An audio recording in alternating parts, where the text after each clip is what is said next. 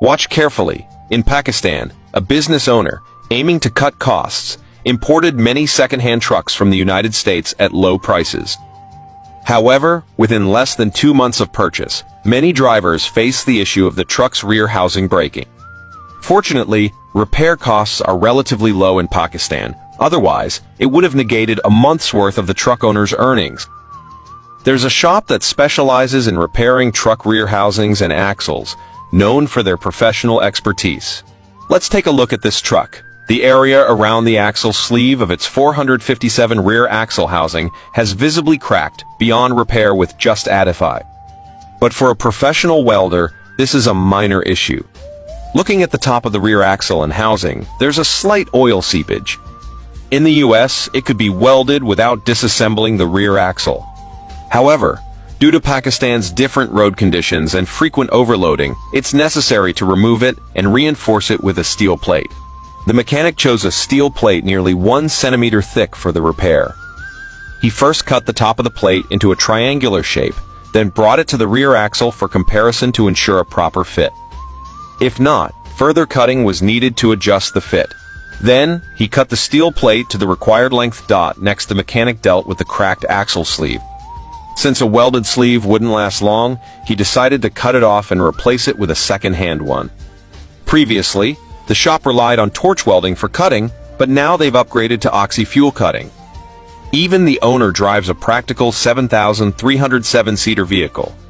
After cutting around the sleeve, the mechanic adjusted the support bracket, then firmly struck it 13 times with an 8-pound hammer, and the sleeve fell off. He then used an electric welder to burn off the excess burrs on the cut surface. To facilitate the installation of the sleeve, he slightly ground the inner circle with a grinder. After grinding, he used calipers to measure if the inner hole matched the sleeve. Once confirmed, the installation proceeded. During installation, the mechanic used calipers to measure and adjust the precise distance between the sleeve and the housing, then spot welded it in place.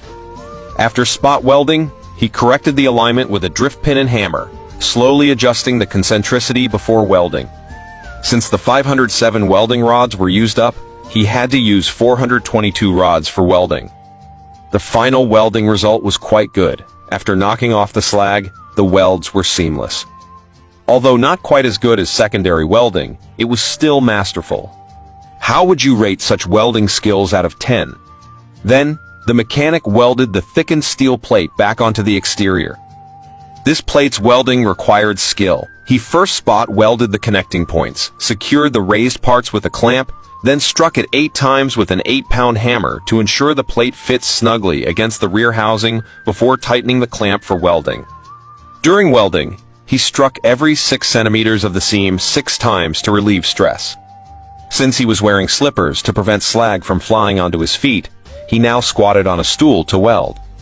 After welding, to enhance the appearance, he used a grinder to remove any excess slag and burrs. The finished product looked as good as new, and to those unaware, it seemed factory original.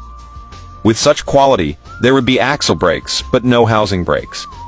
To prevent the axle end from slipping during transport, the mechanic then screwed the nut back onto the axle end, ready to hand over to the truck owner.